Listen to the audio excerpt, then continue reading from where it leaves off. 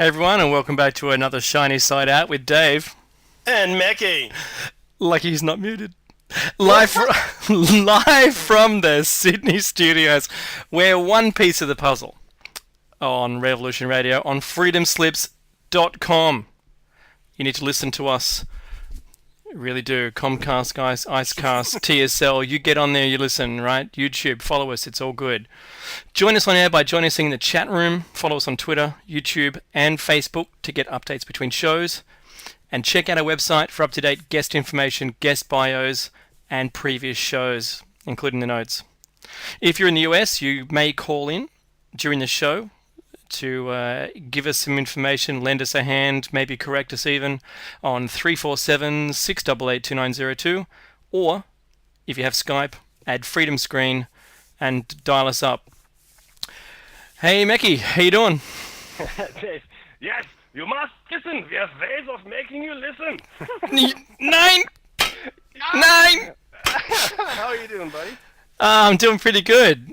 You know that prepper show that we had the other day where I talked about, all the doom and gloom in 2012? Oh, yeah. How many things did I say that have just come true this week? A few. That's really terrible, in fact. I'm sorry to say. We're not laughing at it. We think it's awful. Our country has lots of this stuff. Yeah, so in fact, since we're jumping right into it, this is probably the first item we want to cover, guys, because, a lot of the things that Dave mentioned and that we ran through unfortunately came to pass, certainly for the eastern United States, parts of the Caribbean, and other outlying areas in the Atlantic. So it's not amusing at all. In fact, most of the coverage you get is from the eastern United States, but the Caribbean and other places like that in the path of Sandy were hit just as hard, but do not have the infrastructure or wealth to get over this. Right? Wealth, I love that. Because that's what's needed right now. Not generators, not in fuel, not blankets and food and, I don't know, health services. No, you don't need that. You need wealth. Yeah. Look, I'm kidding, Mickey. Wealth buys it all, and that's it for you. Do you know, I heard, I was listening to the guys before the show in the roundtable, and Joey and Tones were doing a great job there. And to everyone else on the roundtable, it was awesome. I think Tide is one of the brands. Please don't get me wrong. We'd have different brand names. They're all the same products, different brand names. I think Tide is one of those laundry detergents. And they had a truck there where you could wash your clothes. You just need that. I'm telling you, you're going to need that when you've got no electricity. That was great. But I think I heard a little bit of flack towards the Red Cross, who turned up with hot chocolate and biscuits rather than blankets. Because blankets. Yeah, it's comforting though. Having hot chocolate and biscuits. It's and the sugar rush, that's going to last 10 minutes, right? Yeah. So I'm a little skeptical because part of the good news I heard were the C-52s or C-47s or whatever I don't know what they're called. The big, huge jet with the nose that opens up vertically. They were flying generators and things across from California. So that's the Army is transporting this. What happened to the... Please, I'm animated because I can't believe that there hasn't been more planning. There's a hurricane coming. Let's just wait to see what happens. Let's not prepare in advance and start to get things. If you've got... they even predicted there was going to be, saltwater inundation into all of the sub-basements. Guess where? There is. Yeah, there is. And guess what's in there? All of their substations. Oh, yeah. Right? That means no power, guys. Remember that. Oh, yes. Where are the power companies? Where are they? I think there's 3 of them. Look, I'm sorry, Dave. You're missing the point. I'm sure that most of the people went to the Hamptons, right? That's okay. Maybe took a flight out to Europe. Just wait out in Paris. See, now you're talking. Right? Looking at the Eiffel Tower while you're sipping your espresso and then just hoping that someone else is going to clean up the mess that this hurricane left. I mean, come on, man. That's preparation, right? That's what's that's prepping. That's prepping for you when you've got a wallet with a credit card. Boom, wealth. Hello. I'm sorry, that's hilarious. But Dave's right. Look, what happened is that electricity went out for millions of people, It's and still out for more than a million. right, and that's a lot in the States specifically. Petrol has become a real issue. I understand fights have broken out in some gas stations. Well, the thing is this. I mean, there's if the supply can't get there because it's big tanker trucks that actually get you the petrol, the fuel to the station, and then you just get it from there. It's just a distribution point. So, when that runs out, that's it. So again, prepping would not be a bad idea if you need to get around with your car, whatever it is, and if you don't escape beforehand, having some fuel on hand might not be a bad idea. Having some fresh water, emergency supplies, even a couple of weeks worth of food. I mean, we don't like canned food, but if you have nothing else, that'll do. It's gonna do. It's better than pet food.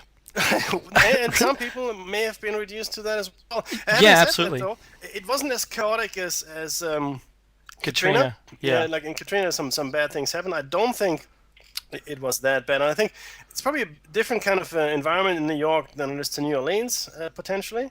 And maybe New Yorkers are a bit more used to pulling together. It's a cultural thing, and I No. discussed this with a few friends. If this happened in Australia, I think the Australians would handle it differently, and I've seen it in past disasters. We all pull together here, right? It really is a cultural thing, right? Well, you know what? They have seen some great evidence of people becoming people again, abandoning whatever it is, the structure, not the corporate structure, but the tiered system we do live in. Don't kid yourselves. People with a lot of money aren't going to, help out a beggar, right? If he's drowning, they'll just keep driving, right? Oh, In a absolutely. four-wheel drive. But what I'm suggesting is that there has been scenes of it for everything, every single event of looting. There's five good stories they're not talking about.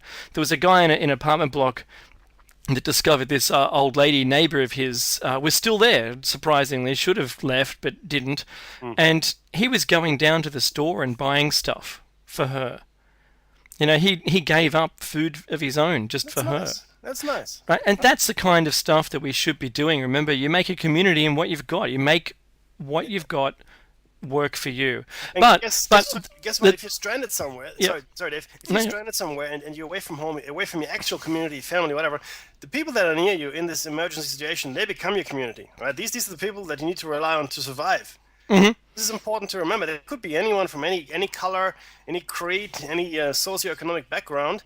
You got to make do. You got to be able to talk to anyone. even health condition, you don't know what you're going to be faced with, right? So it's no different than stumbling upon a different floor in your building where you work, and suddenly there's an emergency. You're just with them. Yeah. That's who you're with right now. But Meki, one of the problems with the fuel wasn't that they didn't have enough fuel. There's just no electricity to pump it Well, because it's that's all another. electrical driven pumps. Look, you're right. I mean, the running out will come later, but yeah, getting it out of the ground, they had to.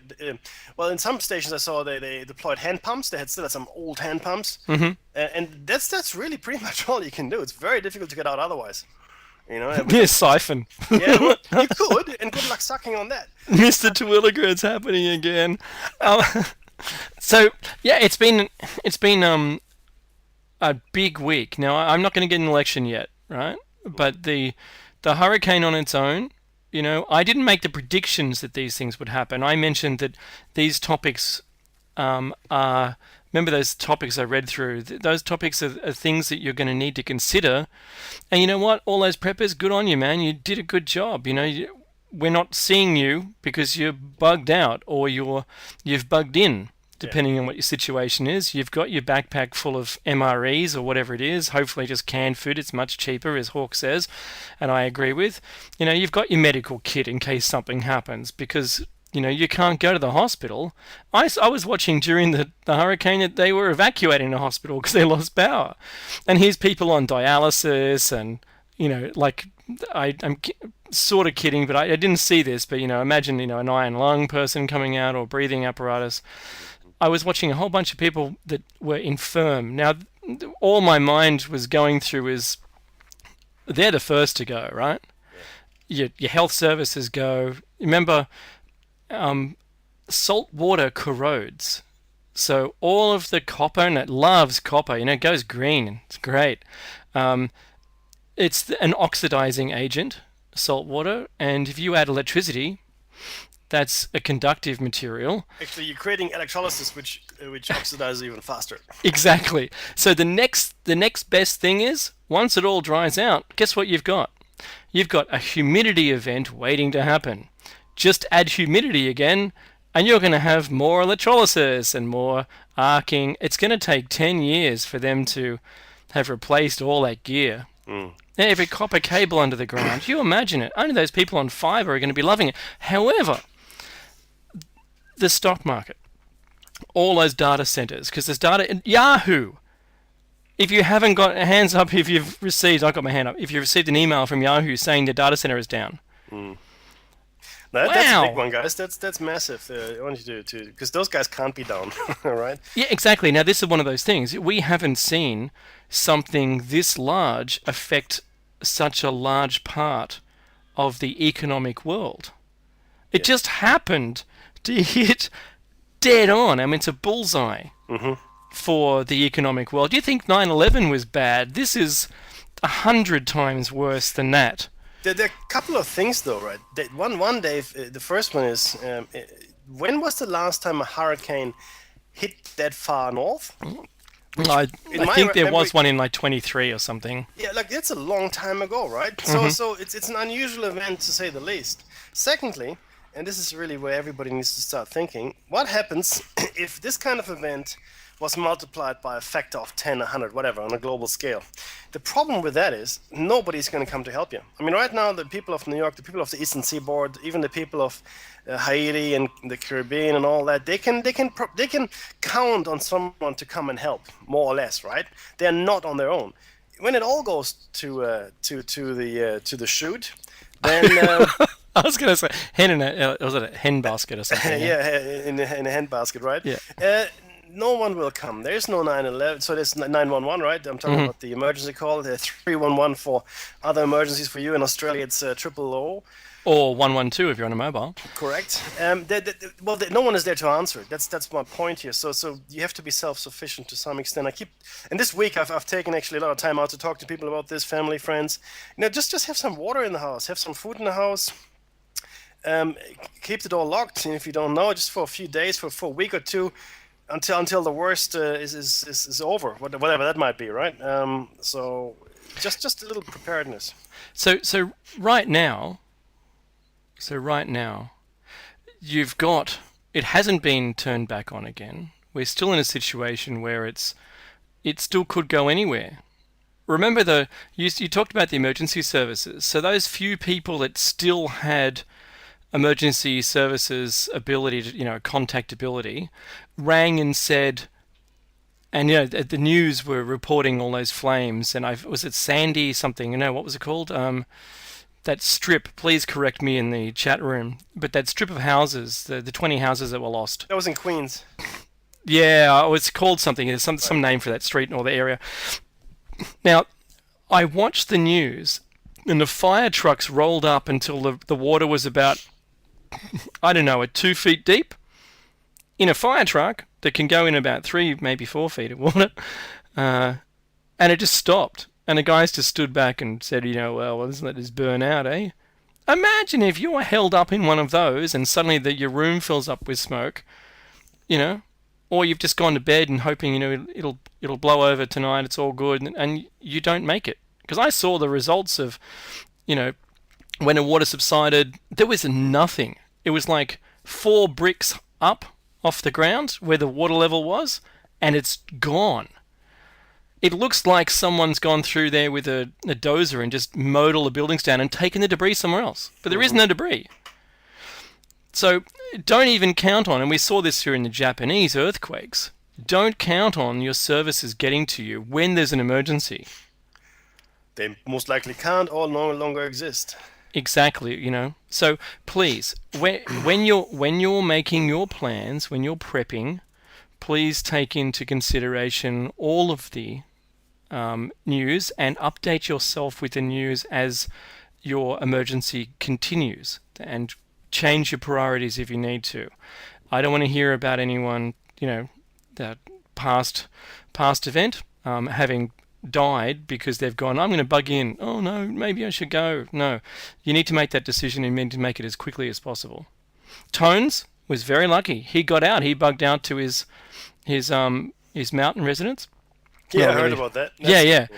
He bunked out there and he was able to ride it out safely. He said that his where he lived was fine. So that's just lucky. You take the chance, you do it. But to see the destruction, it was 20 years ago when California got hit by a large storm and Huntington Pier and everything was destroyed, and all those Californian homes are very expensive. I mean, super expensive houses were all damaged, and their foundations eaten away. This happens. It just happens, and you know what? Let's just hope it doesn't happen again this season. Like that was a late one, and now, Meki, just dig this. There's a snow front coming through. Oh, really? For those people without power, I hope you've got enough oil if you're using oil heating. I just do, right? If your boilers are running, I hope everything's still running. I hope the flames aren't out. You don't turn the gas on. Hopefully the gas is on in your area wherever you are, because we could see people turn into popsicles. Oh, absolutely. And this is a really scary thing with that. Having said that, though, I don't know that we can hope for less, and I think we can hope for more and more. Well, not hope. I think we can expect more and more of these events to occur. It's not as though these are strange events, and these superstorms are happening more and more often, and not just in your neck of the woods. If you look across the globe, the storm activity is up, and this is on top of the earthquakes and other things that are happening. Do you know what? In Australia, we had a cyclone do something extremely unusual. It it came from the east, and it crossed over Australia onto water and then back on. But this is because there's a cutout. It hopped across the land, stayed as a cyclone, hopped along the coastline, but on the ground, not over the water, continued its way across the top of Australia, went out to sea, then came down, and then hit back into Australia. So it almost circumnavigated about maybe 2/3 of the way around the continent. And we're big, right? That's the same size as the US. No, we land size is the same. Yeah, that's correct. Yeah. Just United States of America. That's correct. And then when it came back around and hit landfall, then the cloud went back over the continent again. But it had broken up to be just a rain depression at that point. So that entire mass, it reformed, but it was still the same cell. So it's just like if you saw Sandy cross across the country and then hit the Pacific and then hit California and then just break up and be rain again. So, we've seen the same thing here, and it's just unbelievable. We've had the same area hit a couple of times in a row in the same season. So, we're keeping our fingers crossed it doesn't happen again for you guys. Yeah, that's right. But just so we don't get stuck on the news too much, there are going to be a few more news items we're going to discuss with you today. But the meat of the show today is going to be out ESP again. We're gonna follow our arc here, and we're gonna talk about remote viewing. We're gonna talk about the Stargate project, Hal Puthoff, Ingo Swann, and a few other characters you might be familiar with. So that's gonna come up a little bit later in the show. And because I had nothing better to do, well, it's not entirely true. I had some time on my hands, and we're trying to update our website. I haven't had time for that yet. I know that Dave has uploaded a few shows. Yep. We still have to clean up a bit. No, I analyzed some of the earthquakes that have been happening over the last 100 years. And so I'm going to share that data with you. But let's talk about a few more news stories before we get into the meat of the show, Dave. Yeah, sure. Look, something that stood out. There's two. I'll just do two of them, but I'll quickly breeze over one. Okay. So we've been following since last September the US deployment of troops in our area here, a part of the world, and a quick one from India. The US has been included and welcomed into the not Atlantic, not Pacific, the other one, Indian Ocean, as a member of the Indian Ocean Protection. Yeah, because What? that's the 55th state, right? It's the coast of India, no? Well, clearly it's because of the British Indian Ocean Territory, which is just that B-52 launch pad. And everyone welcomes the US and their warplanes as a defense. I'm really honestly, that sounds a bit sarcasm, but I'm really agreeing with them. But I have to say, that's just another area. So now we've wrapped right around the globe, right? You guys are wrapped right around the globe, and you're just putting up a barrier. So that's one. The next story was, and please bear with me. I was shocked like you. In the US, I think this was in New Mexico, a policeman at career day at a school tasered a 10-year-old boy because he wouldn't wash his patrol car. He probably deserved it then, right? Pinko hippie commies. More tasers, I say. More tasers. Yeah, you should have double-barreled tasers, I reckon. Yeah. Less free thinking, more tasering. I Jimmick. What 10-year-old? What? Come on, that's crazy, dude. It's crazy. Still with me? Yeah. Yeah. It's crazy, man. It's nuts. No, come on, you can't taser a 10-year-old. You honestly can't. And now I'm going to say that that's a fork in his life. That's that, and he's got a choice. He can either be a policeman and taser other people, or he's going to go to life of crime, because those police aren't nice people, right? Who knows? Who knows what that poor kid? And the policeman only got 3 days suspension. Yeah, from his duty. That's plenty of punishment. Yeah. But this last one, and I'm going to use the Mr. Burns pronunciation of Papalopa kettle, which is hilarious. You have to see this video for yourselves. This is an amazing thing, and it is a large cylindrical object was captured by the camera that witnesses Palapa Kettle, the volcano. And don't correct me, I'm just sort of being funny about it. There's a video about 3/4 of the way down the page. Have a look at it. It's very funny to see that this was captured on the webcam that watches it, right? And there's no other way of describing it except for what it is. Take it as it is. I was amazed when I saw it, and it does fall in line with some other people that have witnessed a very similar event, and they've gone, obviously they're gateways to the liquid magma area where, I don't know, the aliens must be living. I don't know what it is. It's not a Halloween prank, though, is it? Because it was posted on the 31st of October. Yeah, it was, but it's also from, a reputable news outlet, right? I know, me too. But it's all in Spanish, so anyone who's listening who can decipher that, and hopefully they don't say April Fool's joke or whatever. But no, the dates all match up, and it looks legitimate to me. But I don't agree with it's a bit overestimated distances. Like, it's not 200 meters across and 1 kilometer long. That would be a fifth of its length. It's not. It's more like a pencil shape. But anyway, it's silvery kind of thing, and it does come from space, and who knows, right? There wasn't any resultant pop of smoke coming up, so it didn't seem to affect it in any way, but it looked like it disappeared into the crater. Anyway, that's me for news. I think that's fascinating, especially the 10-year-old kid. This is particularly pertinent in Australia because recently a Brazilian, I guess, student or certainly someone that has family ties here, but essentially just visiting from Brazil, as far as I know, was tasered to death. He was hit with a taser 16 or 17 times.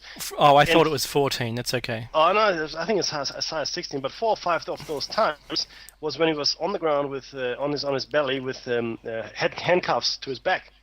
And he was high on LSD or something, and probably not a good thing to do. But you saw like 4 or 5, 6 even big burly cops after him or sitting on him, tasering him. I'm thinking, that's you might as well shoot him in the head. I mean, this is crazy stuff, right?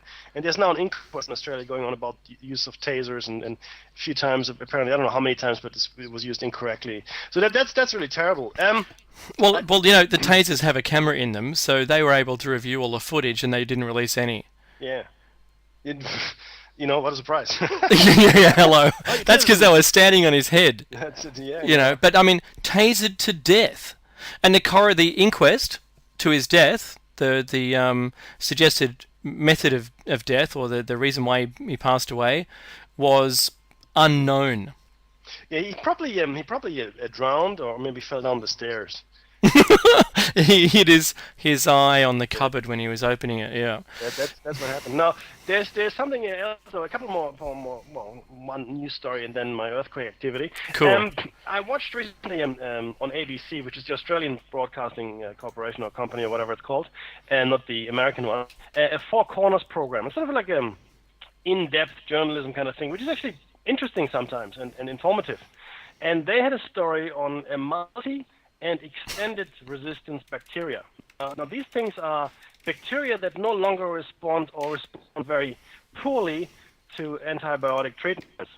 You can imagine what happens if they don't respond. We go back to the old treatment, and in the documentary, they called it the old treatment for these kinds of infections, which is amputation.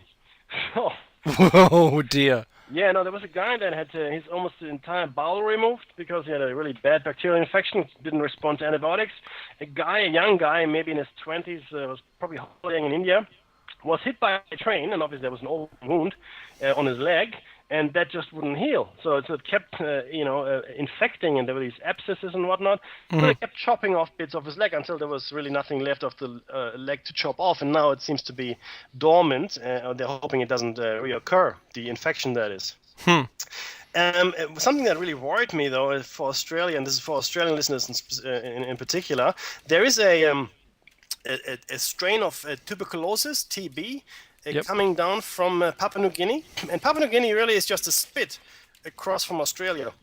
You can roll there. So the outlying islands of Australia are literally, I think, 4 or 5 miles off Papua New Guinea. So you can, And you know what? You can walk almost 4 of those 5 miles. yeah, it's not. It's only 2 foot deep or something, right? You're correct. So, but the funny thing is they closed down all these hospitals on these outlying islands, which means that this TB infection or these diseases in general go unchecked, and the medical help that these people receive in Papua New Guinea, which was largely Australian in the past, has now almost been is provided by their own people, which is it doesn't seem adequate. So I'm not sure why we closed those clinics down, the Australians that is, but essentially there's now this strain of TB that you will die from. 100% certainty of death. So No, really? it's airborne. Right? So TB, obviously, the nature. Yeah, because it's atomized. Yep. So you cough it out. Essentially, it was used to call the wasting disease back in the olden days. So you just waste away, you lose weight, you cough blood, whatever, you can't breathe, and then you die. And this TB now, which we thought it was like TB, we thought was under control more or less. It's an industrial kind of disease, or even industrial, but certainly now modern age, we don't have to worry about that. Well, it looks like that it no longer responds to antibiotics. So that means, of course, if you're infected, you will die. And the only way to stay alive is to avoid infection. Now, having said that, what I just did, it's very difficult, I think, for us to keep it out of Australia. And once it's in Australia, I think Oh boy. further, because Sydney is a hub of transport, certainly for the region and then to the rest of the world. So, and it was a very informative program. I don't have a link to it, but I'm sure if you Google ABC Four Corners and type in multi or extended resistance bacteria, or failure of antibiotics, it might come up and you might be able to watch it. It's fascinating and it's extremely scary. But if you cast your mind back, maybe 20 or so shows, you mentioned that TB was the most likely candidate for this kind of thing. I found it. I'm going to post it in the chat. Sir, so this is a very dangerous thing. What worries me, The Constant Gardener, which is a book and it's made into a movie with Ray Fiennes and some other actors. I can't remember who else was in it, but essentially the plot of the story, the core, was people being killed because they found out or had found out that the drug companies were conducting experiments in Africa on patients, which ended usually fatally, but they were experimenting on drugs that were to stop TB or new very, I guess, dead form of TB. So this movie is now, I think, 4 or 5 years old. It's a little prophetic, a little worrying, all the same. So essentially, that's the TB story. Now, as I said, I had a little bit of time to look at earthquakes. Boo. This comes from the United States Geological Survey, as well as some other sites, and also this small book of mine by Charles Burton. I'm pasting all of that into the right now, and I just pasted 2 links plugged together, which is not going to. But essentially, do have earthquakes increased? Potentially, yes. There's a table I have in the notes here, which is a very. Now, these are the largest earthquakes since 1900. Okay, and I'm going to go through them. There's only 17 of them. So for the last 12 years, there was one in 1906 in Ecuador, one in Chile, Argentina border, 1922. They're all above 8 on the Richter scale. There was one in Kamchatka in 23, in the Banda Sea, Indonesia, 38, Assam, Tibet in 1950, Kamchatka again in 1952. There was another. Andreanov Islands in Alaska, 1957, Chile, 1960, Kuril Islands in 63, another 8.5. Prince William Sound in Alaska, 1964, another 9.2. Red Islands, Alaska in 1965, 8.7. Now that's 11 of the 7. All happened since 2004. So from 1906 to 2004, there were 11. Right, of this like the massive super earthquakes, 8.8, 9, 9.5, and from 2004 to 2012 we had another 6. In fact, this is all around Indonesia mostly. There were 4 of Sumatra, northern Sumatra, or southern, even western Sumatra, and one of those was the hundreds of thousands in the ocean as well. Tsunami came through. There was also one in Chile, one in Japan.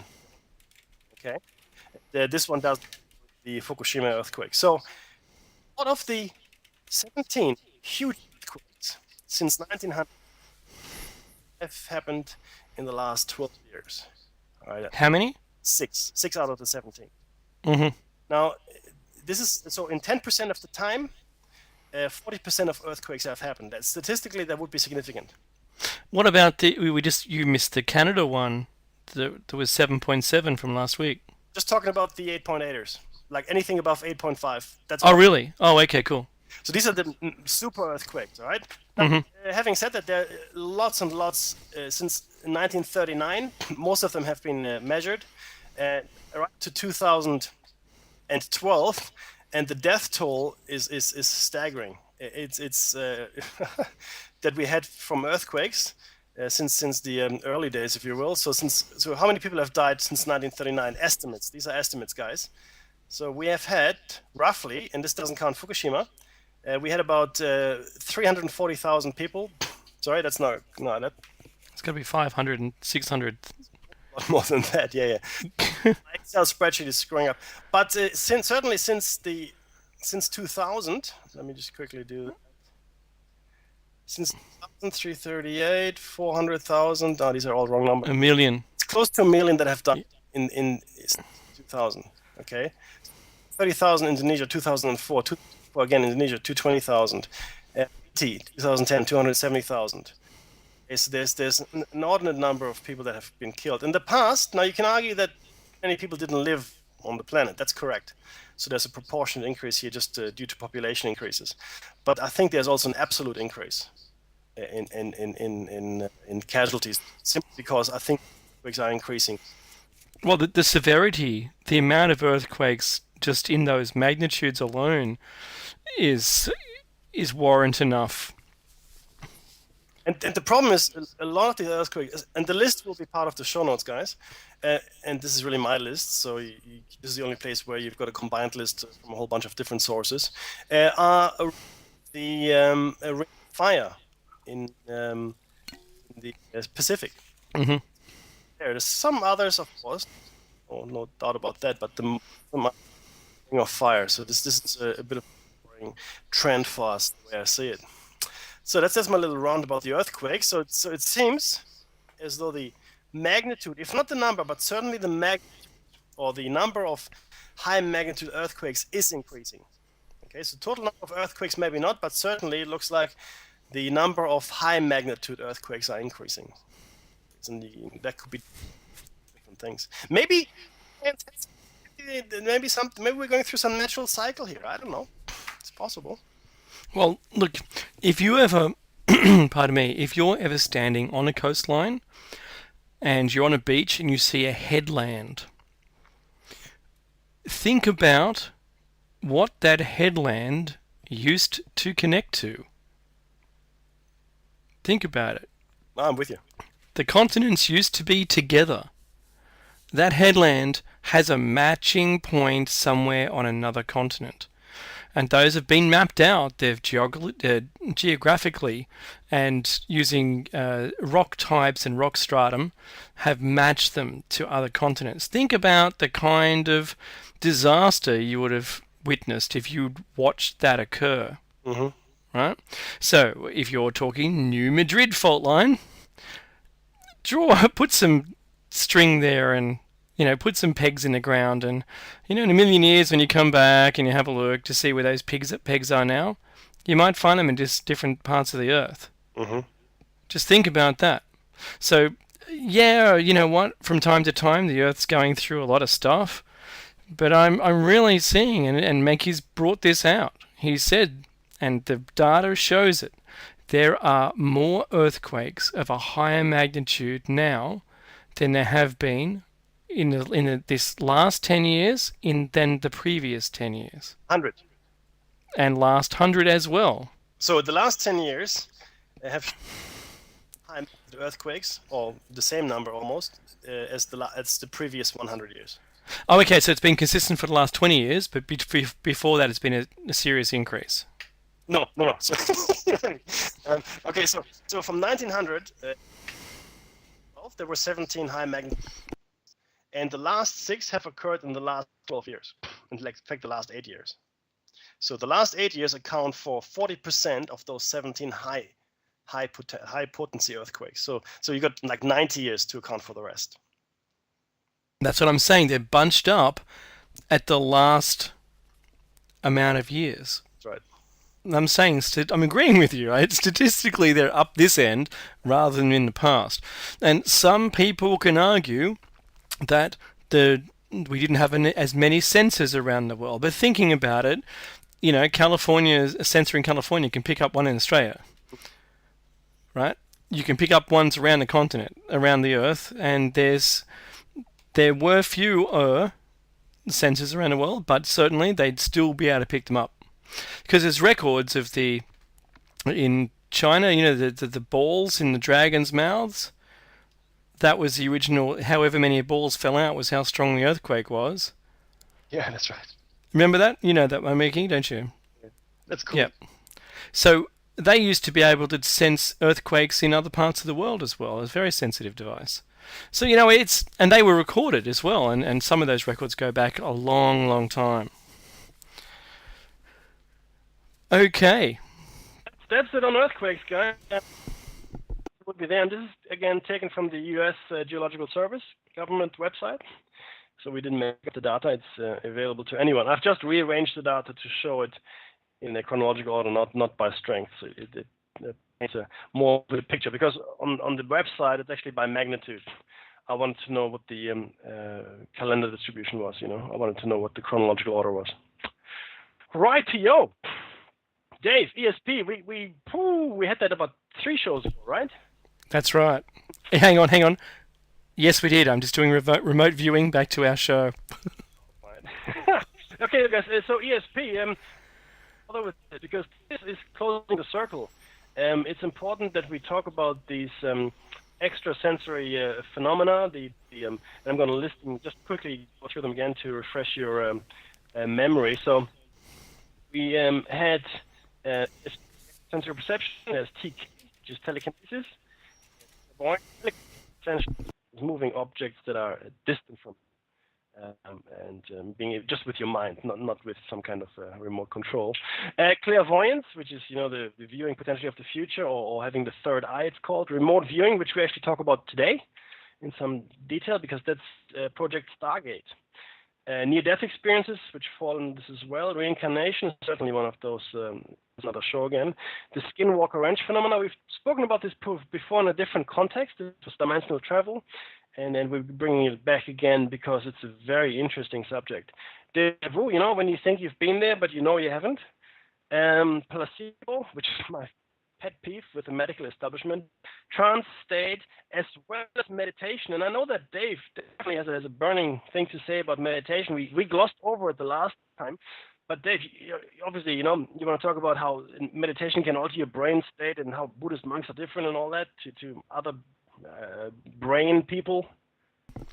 No, I'm only kidding. Um, Actually, let's go through this just chronologically. I'd like to say that uh, before we leave the topic, you're right. Buddhist monks can exhibit a lot of different traits. They're certainly trained, well trained. I'm going to say to anyone, if you can sit in a room with the lights off and be perfectly motionless in a chair without thinking any words in your own head, it's a lot harder than you think. I challenge anyone to do it for at least 10 minutes without falling asleep. It's for us in the Western world, it's an extremely difficult concept because you're not allowed to think to yourself, "Oh, I wonder how long it's been. Damn it, I got to start again." If you have one of those chess clocks, maybe push the button and just sit there and don't think anything. It's part of training your brain to do what you want rather than what it wants. Hmm. It's extremely complicated, and I wanted to say that the trance states or the dream states, the altering of your brain, there's a connection to this that is completely unexpected. People who suffer from dyslexia, there's a book out there if you're interested in doing it. If you're a dyslexic, please hunt the book down and find it. I've heard an author talking about this before, and it works for those people who are dyslexic. For some reason, their brains are just out of control with imagination, and the easiest way to subdue their brain is give them a task. So the task, for instance, and this is what the author suggests, choose something you're really familiar with. Everyone knows what a horse's head looks like. I'm not saying you'll wake up with a horse's head. Um, that was the wrong accent.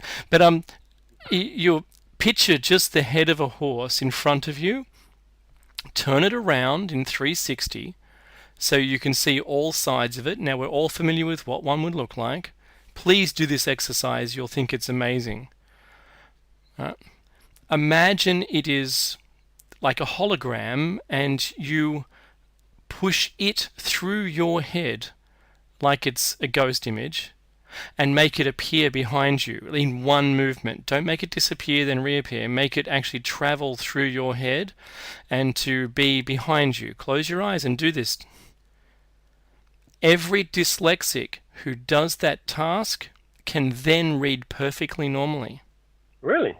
Absolutely. That's fascinating. Absolutely remarkable that this is all it takes. No more rose-colored glasses or wearing orange glasses or whatever it is that people. That's just a distraction for the brain, and it tends to get it, right? There's something. It's called the magic of dyslexia. Dyslexia is a side effect of someone who has a video brain, a brain that's configured unlike everybody else, and there's just no way to teach them. It's like if we were all different kinds of computers, those who are computer minded, instead of having an 8-bit or a 486 or whatever, suddenly you're born as a different thing. You're born as a P4, an i7, or you're 64-bit, but you still got to run that DOS operating system. That's sort of what it's like. Right? And the author goes through this. It's an amazing thing. But that's the power of the brain. With this mind-body thing, we didn't even understand it. There was no instruction manual. Right? And now we're finding ways of doing it. And the shaman in the ancient cultures were really good at this. They used a whole bunch of tools. And some of those were psychedelics. Mm-hmm. To get themselves into this state. They would do trancey things. They would have, ceremonies, but they were really about just the preparation of one's thoughts to achieve these states. Whereas you're right, Meki, with the monks, and I'll wrap it up with the monks. They're able to achieve these states and be in complete silence with no thought. Now, it doesn't mean that you can't think, you're just telling your brain not to. In fact, on to add to your point, a lot of people, and this is, I guess, mainstream scientists believe that the taking of these psychedelics may very well have helped advance us to, I guess, this state of intelligence or the level of civilization that we have. So it was the taking of these substances which may or may not have switched on certain brain areas, maybe imagination, maybe someone who was tripping out invented the wheel or discovered that they use fire to cook. I don't know, but some scientists are suggesting this. Hey, now, this is was a great intro, Dave. And in fact, this is an intro to the future show on meditation, which we're going to hold as well. And I'm trying to get a practitioner of meditation to come on and talk about it as well. Haven't really found anyone reputable yet, but if you're out there, and I know we've been getting some information from other guys, appreciate it, thank you very much. But if you're out there and you practice meditation and you would like to, you'd love to have you on. But let's go into remote viewing, Dave. And I'll give a recap because it's been a while now. It's been 3-4 weeks. We last spoke about this and people tend to forget, which is cool. Go back to YouTube, you can re-listen to the show. Now, at the height of the, right, which was in the 1950s, 1960s, new twist of weapons development occurred. And that was that the Soviet Union systemized its investigations into how to harness or weaponize the paranormal and use it for military purposes. So just imagine, weaponize. That's such a cool. And what in other times was seen from magic, laying a curse, predicting the future, having a second sight, had already gained scientific respectability in the USSR. We spoke about this last time. With the recognition of clairvoyance and the acceptance of psychic phenomena. Research into telepathy had started in the Soviet Union in the 1930s. Now, if you cast your mind back, it was Stalin who stopped this research when he came to power, right? For various reasons, which we went into as well in the last show. What the Russians did, though, after Stalin, they plunged into a large-scale research program. So before Stalin, there was research, and after Stalin, there was research. During Stalin, no research. Billions of rubles were poured into the investigation and development of psychic energy and electronic mind control technology. Now, and if you look at the news today, Dave, right, the science news that come out, a lot of people are working on direct brain interfaces. Mm-hmm. Yeah, absolutely. The whether it's the U.S. Air Force training pilots to be able to think in different brain patterns to control aircraft, all the flight characteristics, and work in simulators. There's also implants, which people, some crazy scientists themselves are self-administering these devices. There's a lot of research out there, and I have to say that I've seen a few documentaries on this which have been released, and it was sort of haphazard, but they look like they were filmed in the late 90s. So it's clear that with further development, and they were just wearing like a little silver strap around their head or sitting just in a chair with an aerial based inside the chair, and that was enough. So they had to think in theta and alpha waves, and if they did one of those things, they were able to control the plane. But their brain automatically got it as soon as it realized what it was. Like using your fingers to do something, you're immediately aware that that's the cause, and it was very successful. A great program. I think that the invention of that came from, or quite possibly came from, the crashed or downed UFOs, if any of that is real, and that being able to control one of those devices is purely just done with the mind. Well, think about it. If you're driving a car, you're steering it. If you're riding your bicycle, you're steering that with your arms and whatnot. It's really an extension of your body, but it doesn't respond as quickly as your body would. There's always a lag time, right? Because it's just the way it works. Imagine if you could control whatever vehicle you're in directly with your mind as a true extension of your body, just like you would snap your fingers or put one foot in front of the other. That's what we're talking about. And that's what scientists are trying to work out. It's sort of like a technical telepathy. that is augmented by technology and machines and whatnot. I'm talking about what Dave and I are talking about are the phenomena which exist without the interfaces of machines. Having said that, though, because the scientists are now working on these interfaces, machine-driven interfaces, to make that happen, that gives me pause, and maybe what, there's a lot to this. Maybe we can do this, but this is just an intermediate step that science needs to take to get us ready. I think about the side effect of having. Remember, the side effect of remote viewing was these people became isolated. Yeah. They couldn't think about anything. They couldn't be close to people anymore. They became hermits because they were just too good at their act or their art. So thinking about having a device that can detect what you're thinking, right? Mm. And how, if you combined that with some kind of artificial walking robot with guns on it, you could find people. Oh, absolutely. Scary thought if you think about it. Yeah. Sorry, I just thought that up. And if you're a web, just unthink that. That never happened. It was the minute. Sorry, what were you talking about? I can't remember. What? Just look into the light. It's a great segue. Seeing hard-nosed military men, that psychic phenomena could win wars, you'd think would be a forlorn task, right? You'd think that's not possible. In Russia, though, it was exactly the other way. Because it was some of those leading minds in the Russian military that convinced their leaders to spend fortunes on this effort. And, we've got links to that, and we spoke about this last time as well. There are links to this evidence. The first step was the development of remote viewing for the Russians. People were displaying psychic sensitivity. They were, the Russians were looking for people like that, all over the USSR, and they were trained under the strictest secrecy. Apparently as spies with a difference. They were required to focus on, for example, a particular top secret facility in the US or China and conjure up a detailed picture of it, a location, personnel, all the detail that is required. And if you think about it, remote viewing is really just a kind of psychic spying, right? The whole idea of spying is that you get information that you can't otherwise get. And remote viewing, where you just send your mind, or maybe you're doing quantum tunneling, I really don't know. We spoke about the quantum mind last time and how we think that quantum phenomena, or explaining the brain in terms of quantum physics, would explain why these things are happening. Yeah, do you know what? I just thought of something.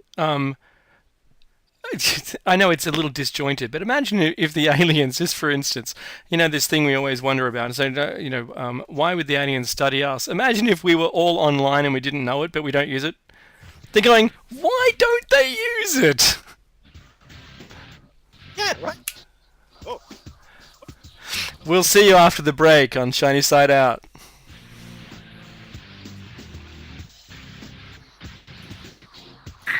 All right, folks, it's time for Shiny Side Out with David Dunker and Mecky. Listening to Revolution Radio, freedomslips.com. You don't need to expect us. We're already here. Take it away, guys. Hey, welcome back to the second half of Shiny Side Out with Dave and Mecky. That's right. We come to you live from the Sydney studios, and we are but a small piece of the puzzle that is Revolution Radio on freedomslips.com, a small piece of the tapestry, if you will. You can join us on air by joining us in the chat room. Follow us on Twitter, YouTube, and Facebook to get updates between shows. This is show number 34. You can also check out our website, which is shinysideout.net, and we'll have updated guest information, bios, and previous shows there as well. The call-in number in the States is 347-688-2902. Even though the music was playing, this is the second half of the show, dealing with ESP and specifically remote viewing. Right? Yeah, absolutely. Beautiful. Where were we? I think we talked about how the Russians tried to people in Russia and the USSR, in fact, and then train them for this kind of psychic spying. Now, around that time, the Americans also realized that something unusual was going on. I mean, they had their own spy network, and certainly figured out that the Russians were up to something. So between 1969 and 1971, American intelligence sources began discovering and confirming that the Soviet Union was indeed deeply engaged in so-called psychic research. By 1970, it was discovered that the Soviets were spending approximately 60 million rubles per year on it, and over 300 million rubles by 1975, according to Ingo Swann, who I guess we call him the godfather of US remote viewing. He was a psychic, an artist from New York, but then later became one of the famous remote viewers. In the early 70s, he was commissioned by the CIA, that's Ingo Swann, to develop a remote viewing program for the US military to be operated from Fort Meade in Maryland. That's not entirely correct. It was in fact Puthoff and Targ that were tasked with that particular program.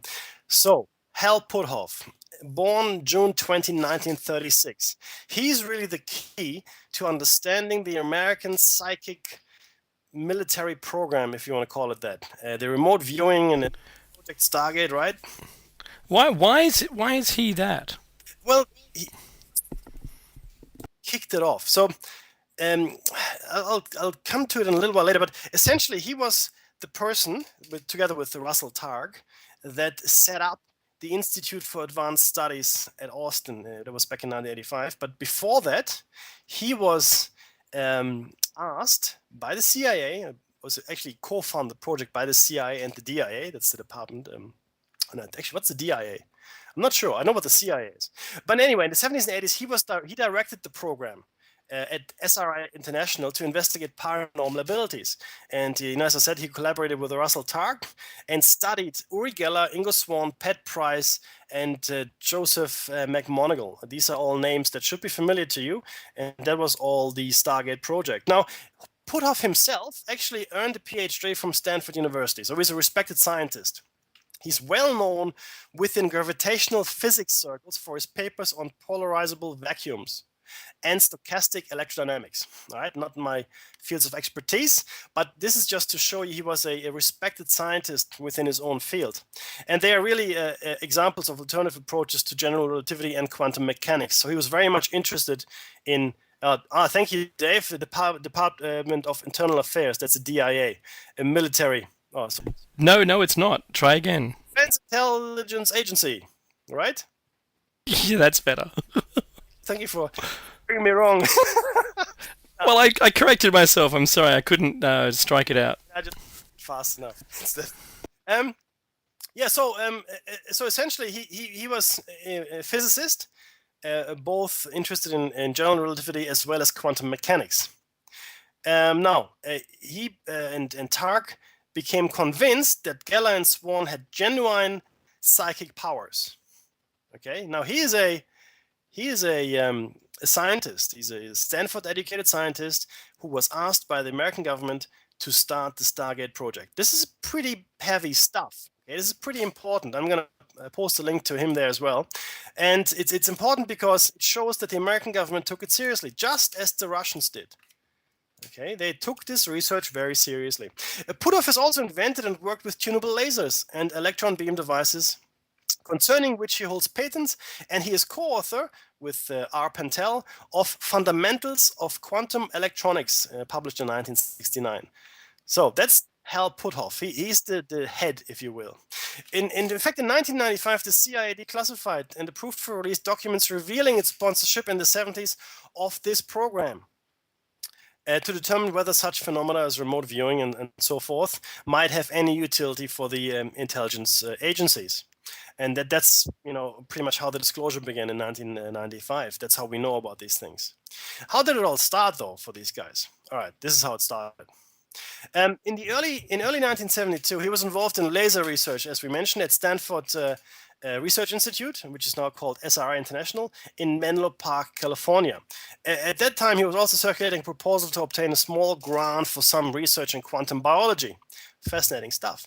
In that proposal, he had raised the issue whether physical theory, as we knew it, was capable of describing life processes, and had suggested some measurements involving plants and lower organisms. Now, cast your mind back, right, Dave? Do you remember the biocentrism we spoke here? Yeah, absolutely. So this is back then, even in the early 70s, before biocentrism was even formulated. Puthoff had put together one and one and thought, well, a lot of the biological processes, and certainly he must have been thinking about the brain. I can't guarantee it, but I'm pretty sure because his subsequent studies were very much only interested, or sorry, very much focused on the brain and its extraordinary powers. So he must have made that link back then as well.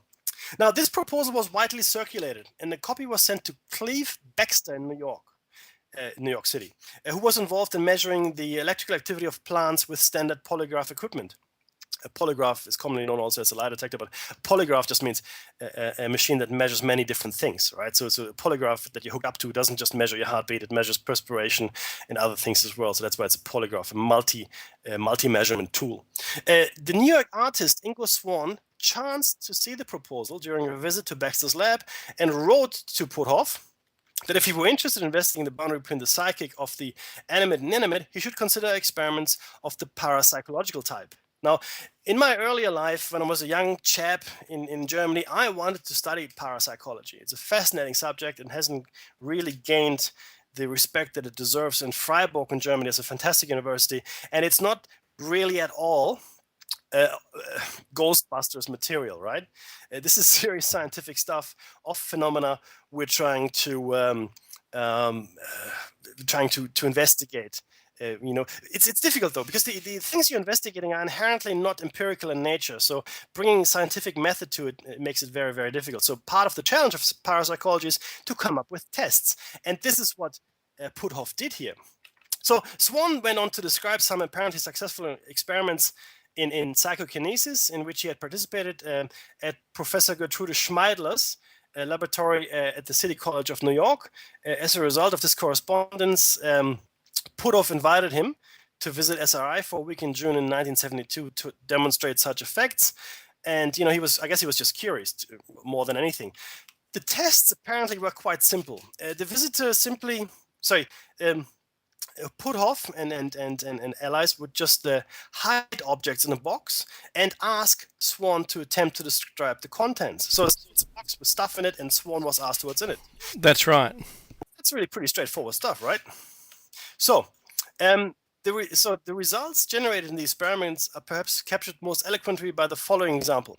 In one test, Swann said this: "I see something small, brown, and irregular, sort of like a leaf or something that resembles it, except that it seems very much alive, like it's even moving."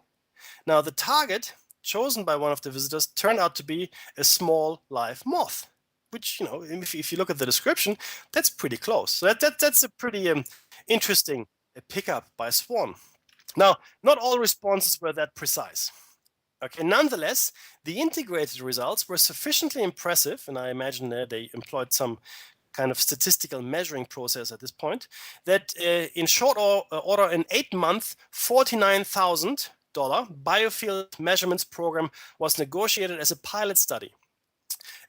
Russell Tark, who had a long-time interest and involvement in parapsychology, joined the program, and the experimental effort began in earnest. So that's how it started. It was just not a chance meeting, well, maybe to some extent, but certainly a happy happenstance for us that these people got together and tested Ingo Swann, and then the actual work began. Now, the Stargate project. What is the Stargate project?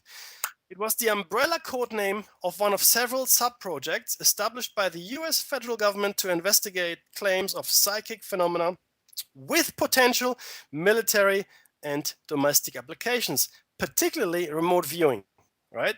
Now, you always, whenever you have something that involves the US federal government, there will always be some kind of angle. And it'll be military, it'll be some kind of commercial development, so it is no different here. And the reason I'm saying this is because it adds credence to the fact that this actually took place. You wouldn't just, no offense to anyone, I can't imagine the US federal government just to study for study's sake, just to learn because you can learn something. There has to be something in it for them. There has to be some kind of profit motive, right? Now, the profit motive in this case would be astonishing if this would, proven out to be true. Now, it would have great applications, both in commercial and military fields. Now, these projects were active from the 1970s through to 1995, okay, and followed up early psychic research done at the Stanford Research Institute and other places and other psychical research labs. Now, there's some examples which are really interesting, Dave. Maybe if you want to go through the examples quickly on that claimed to have been Stargate remote viewers, right? There's some interesting. Yeah, absolutely. So, uh, correct me if I'm wrong, but the predicted launch date, That's it, dude. yeah, for a newly constructed submarine, months before it actually rolled out from its construction crib and into the harbour by Joseph McMoneagle. McMoneagle guessed the submarine would be launched about 4 months later, sometime in the month of January 1980.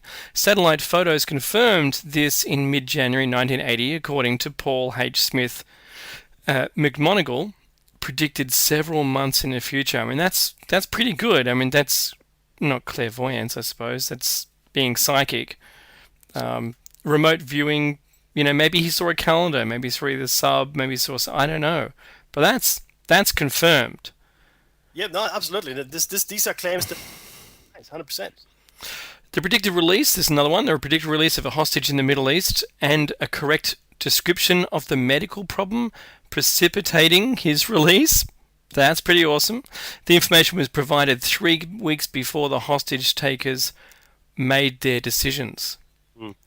So 3 weeks before someone decided to do something, one of the hostages was released and it was correct, and the person who wasn't probably known to be suffering whatever it was found to be suffering now. So that's a pretty good prediction as well. This is another one. Upon reading of the May 17, 1987 attack on the frigate, the USS Stark, in the Washington Post, Paul H. Smith became convinced that he was remote viewing 3 days later of an attack on an American warship, including the location, the method, and the motive was precognition. The American warship viewing session was around 30 pages long, including writing and sketching of the ships, parts of the ships, map-like diagrams, etc. That's pretty advanced remote viewing. I mean, that's non-locality. He was somewhere outside of his time viewing something, be able to describe it, sketch it. That's awesome. What else? We have another one. Inrik, this is all the examples of confirmed future targets. And this is by the Stargate remote viewers, right? And this one is, in regards to domestic applications of what would become remote viewing, various field testings in remote viewing were done in the mid-1970s. In a particularly well-known serial crime incident, a single lone suspect in question was later captured by law enforcement and put into prison. About 20 years later, the convict changed his confession and verified almost exactly to what was remote viewed by those domestic remote viewers. Wow. On the eve of the reopening of the case, the FBI stepped in and asked that the case be put on hold. This case has been upgraded to classified, with no indication at this time that it would be reopened. This noted case has been published and later suggested by name in the movie Suspect Zero. Wow. So the FBI shut it down, saying, we can't prove it. Now, see, this is the thing, and guys, what Dave just shared with you, right? There are things you can Google for yourself, see if the truth or not. This is stuff that was done by these Stargate guys. I mean, they write it on the net a lot. They've been called hoaxers and all kinds of things. They were engaged in this kind of stuff, and it was funded by the U.S. Federal government, right? But the last one I think is hilarious, where the FBI steps in and goes, No, it's classified now. You can't look at it any further. But the funny thing is, he confessed. Yes. How about he confessed, and it drew a parallel to what had been previewed back in the 1970s when he was at trial first. Yep. That's right, isn't it? So they were right, and he went to prison. They went, it's I'm innocent. And then he was found as guilty. Yeah. Wow. If you step away from that, and all you take from this today is just that, guess what? The FBI stepped in to prevent someone being found guilty by remote viewing. What? That just means it's real. I mean, yeah, it's real. Movie man, a book by Philip K. Into an average movie with what's his name? My favorite, Tom Cruise. There you go. Minority Report. You know, pre-crime. You. No, the thing. Oh, sorry. Before I forget it, the interesting thing is Hal Puthoff was closely affiliated with the Church of Scientology until I think in 1970 odd. He broke up all connections with them. So he in fact reached, I think, the highest level of clear they have. Puthoff himself. But yeah, so Minority Report actually talks or has as its theme this notion that you can predict a crime, or stop a crime before it happens. Which causes all kinds of issues if you look at it from a liberty.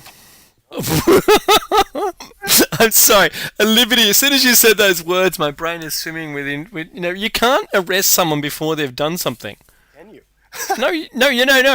You can't, because they haven't done it yet. They might step up to the crime, like stepping up to the plate in baseball, and go, you know what? I'm not going to hit that, and put their bat down, See, and not actually commit it. But this is where we get into really, and we haven't finished with Stargate project yet either. But it's really but think about it this way. Now we're talking about linear time. So is time truly linear? If it is, then clairvoyance is impossible. Quantum physics is impossible, right? So time is not linear. So potentially, definitely, but potentially, what you are going to do has already happened. Mm-hmm.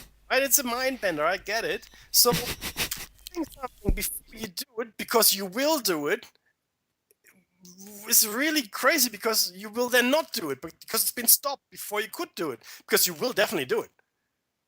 Right? But then, because you were stopped before you did it, that means you never did it. But it already occurred. Yes.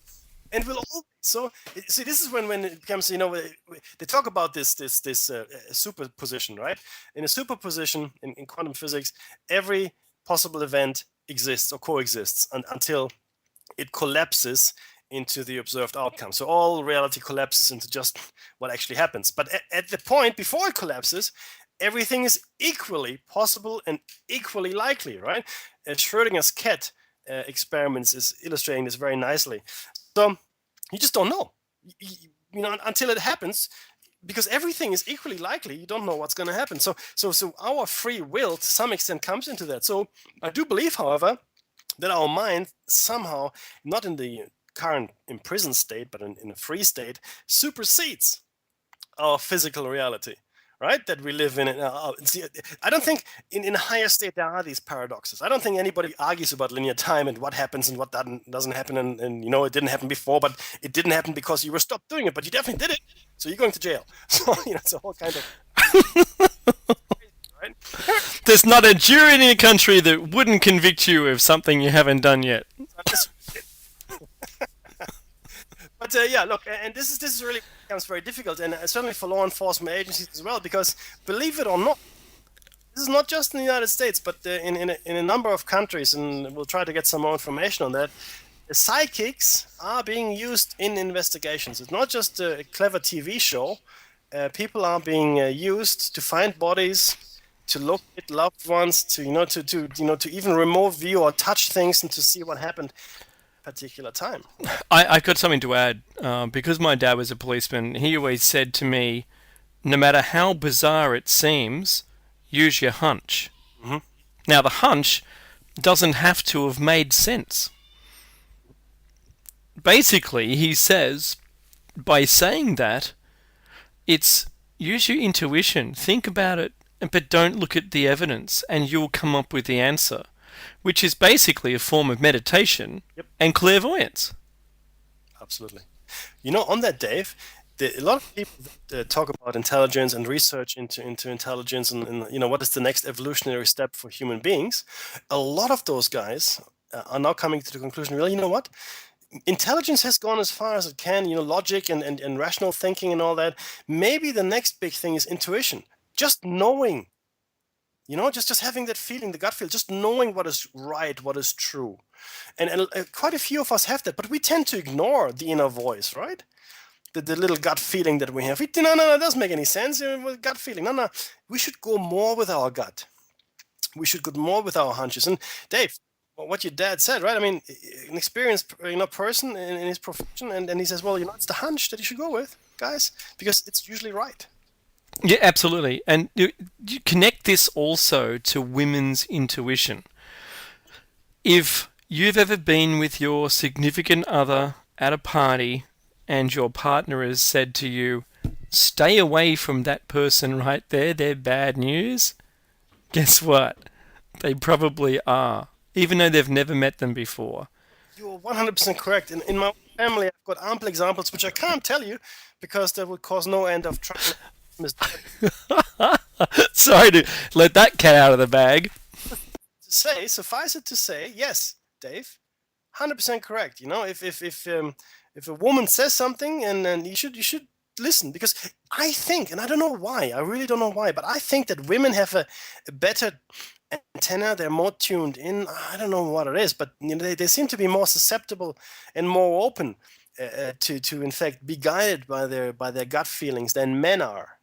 Right? Well, what I was giving you is it was two examples, right? So the police force themselves or investigators use what's called a hunch. So this is in our vernacular. This is what we use in our everyday speak.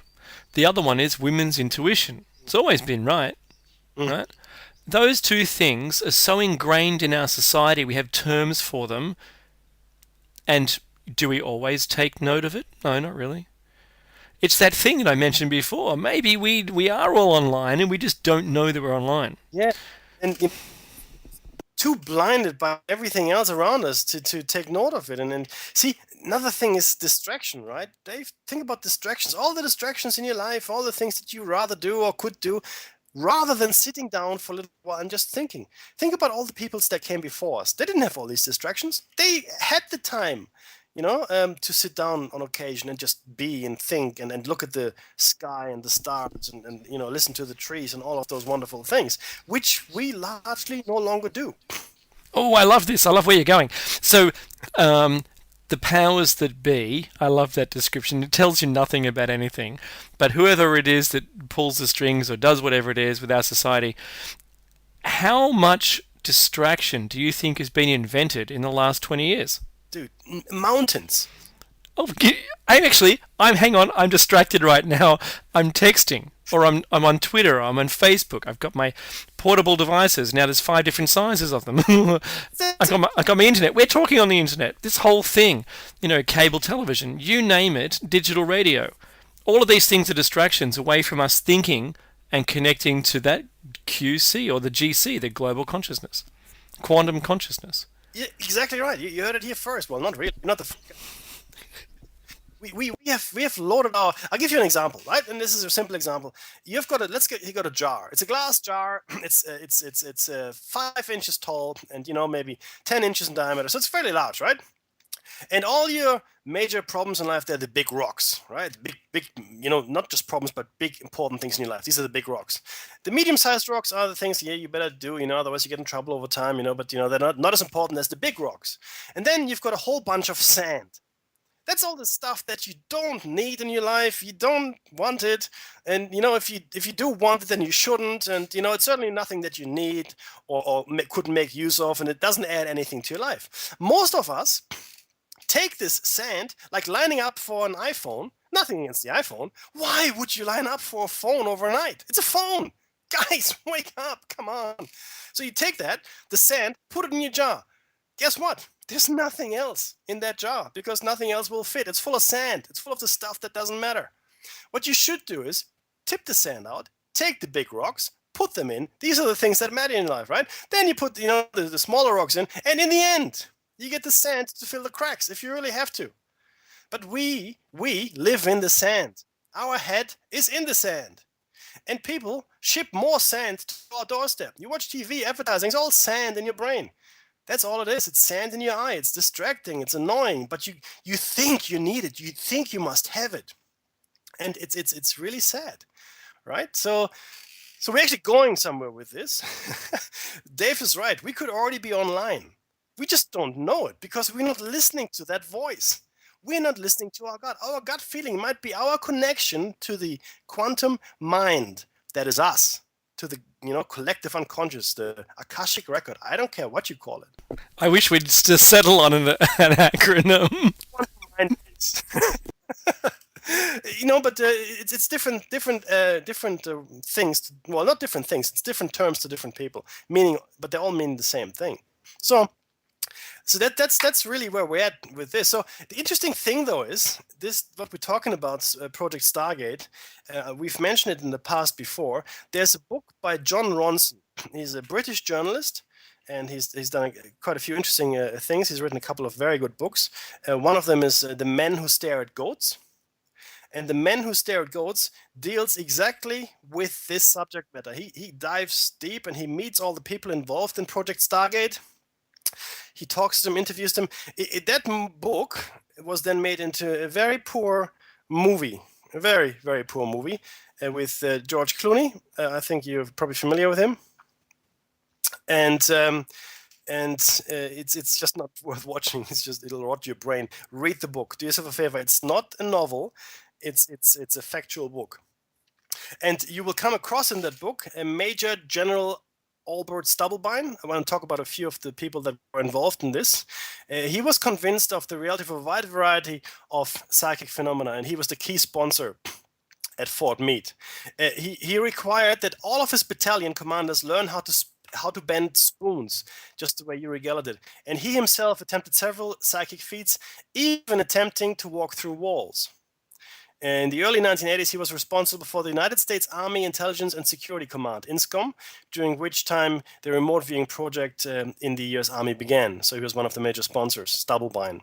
After some controversy, and unfortunately involving these experiments and alleged security violations from uncleared civilians and so forth, Major General Stubblebine, now Mr., was placed on forced retirement. His successor was Major General Harry Soyster, who was not as positively attuned to these kind of things, and Project Stargate allegedly ended during his tenure. Now, it did end during his tenure, but I'm saying it may not have ended. But officially, it did end during his tenure. There was also Ingo Swann, and his achievement was to break free from the conventional mold of casual experimentation and candidate burnout, and develop a viable set of protocols that put clairvoyance within a framework named Coordinate Remote Viewing, or CRV. In a 1995 letter, Ed May wrote he had not used Swann for 2 years because there were rumors of him being a high-level person at SAIC on remote viewing and aliens and so forth, or visitors, I should say. Okay, so he wasn't using Swann because he was probably in league with the top secret government research project. There's also Pat Price, a former Burbank, California police officer who participated in a number of Cold War era remote viewing experiments, including the US government-sponsored project Scanate and the Stargate project. Working with maps and photographs provided to him by the CIA, Price claimed to have been able to retrieve information from facilities behind Soviet lines. He's probably best known for his sketches of cranes and gantries, which appear to confirm the CIA intelligence photos. At the times, his claims were taken seriously by the CIA. In addition, this is interesting, in addition to his participation in remote viewing experiments, Price believed that, I'm going to say visitors here, had established 4 underground bases on Earth. He offered reports on these locations to Harold Puthoff, formerly of the ESI International, as we said, the principal scientific investigator for Project Scanate. So it seems that some of these people were actually viewing underground bases established by visitors on this planet. For a time, he worked alongside Ingo Swann. Then there was Joseph McMonigal. Why do they have such difficult names, Dave? And I don't know, it got me going. Okay, so he claims that he had a remarkable memory of early childhood events. He grew up surrounded by abuse and poverty, and as a child he had visions at night when scared, and first began to hone his psychic abilities in his teens for his own protection when he hitchhiked. He enlisted in the army, that is, to get away from his life, I guess. McMonigal became an experimental remote viewer while serving in U.S. Army intelligence. You probably have heard about these people if you're at all interested in the subject matter. There's mountains and mountains of web pages on these guys. And then there's Paul H. Smith. Smith is a retired U.S. Army major and intelligence officer. Smith was one of the 5 people trained as a prototype test subject in Ingo Swan's psychic development of the CRV protocols in 1983. In his book, this is Mr. Smith's book, Reading the Enemy's Mind, Inside Stargate, America's Psychic Espionage Program, Smith tells the reader there are those who can bend spoons with their mind, claims he has remote viewed into the future and bilocated, which means he has been in 2 places at once, has some doubts about the place of extraordinary memories of his fellow remote viewers, shows he believes in Ingo Swan's teachings, honesty, and versions of events, and supports the military potential of remote viewing. Smith blames, interestingly, bureaucrats afraid to take a risk, selective data, and close-minded skeptics for the closing of the Stargate program. Finally, we have Ed Dames. Now, Ed Dames is probably the most famous, or still the most talked about of these guys. He was, again, one of the first 5 Army students trained by Swan. And because Dames's role was intended to be as a session monitor and analyst as an aide to Fred Atwater, rather than a remote viewer, Dames received no further formal remote viewing training. After his assignment, though, to the remote viewing unit at the end of January 1986, he was used to run remote viewers as a monitor, so he was like the handler, and provide training and practice sessions to viewer personnel. He soon established a reputation for pushing CRV to extremes, with target sessions on Atlantis, Mars, UFOs, and visitors. He has been a guest more than 30 times on the Coast to Coast AM radio show. Okay, so these are the guys that were involved with this particular program. The Stargate project, though, allegedly terminated in 1995 following an independent review which concluded the following. I'm going to read this to you in total. The foregoing observations provide a compelling argument against continuation of the program within the intelligence community. Even though a statistically significant effect has been observed in the lab, it remains unclear whether the existence of a paranormal phenomenon remote viewing has been demonstrated. Okay, so they're not denying that something significant has taken place from a statistical point of view. The lab studies do not provide evidence regarding the origins or nature of the phenomenon, assuming it exists, nor do they address an important methodological issue of interjudge reliability. Come on, guys, this is new stuff we're dealing with. Of course we don't know where it comes from. We have to figure this out. This is very spurious, to say the least. Further, even if it could be demonstrated unequivocally that a paranormal phenomenon occurs under the conditions present in the lab paradigm, these conditions have limited applicability and utility for intelligence gathering operations. For example, the nature of the remote viewing targets are vastly dissimilar, as are the specific tasks required of the remote viewers. Most importantly, the information provided by remote viewing is vague and ambiguous, making it difficult, if not impossible, for the technique to yield information of sufficient quality and accuracy of information for actionable intelligence. Thus, we conclude that continued use of remote viewing in intelligence gathering operations is not warranted. September 29, 1995. Did you hear what was just said? They're not saying it didn't work. They said it wasn't accurate enough. Right? They said, we don't really know what it is. And, we can't really test it on lab conditions because it's such a new thing, we don't really know what we're doing. That's really what they're saying, right, Dave? Or am I just imagining this? I'm not touching that. I'm kidding. Right? You're full on.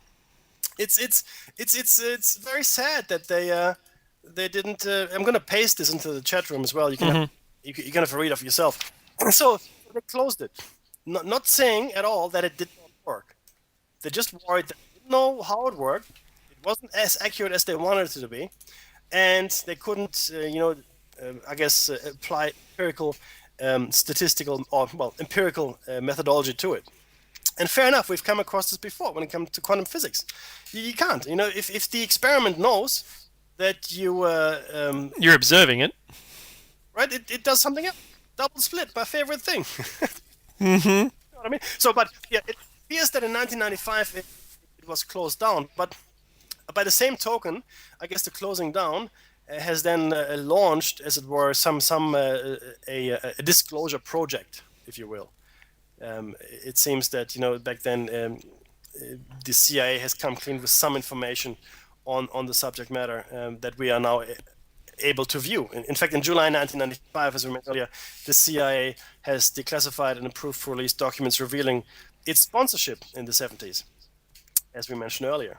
So the closing, so as soon as they closed it, or officially closed it, they were happy to admit they were doing it, which is Probably renamed it, and it was too successful. That's typical. It's quite typical. Who knows? So as I said earlier, though, do take the time to read the book, even if it's online by John Ronson.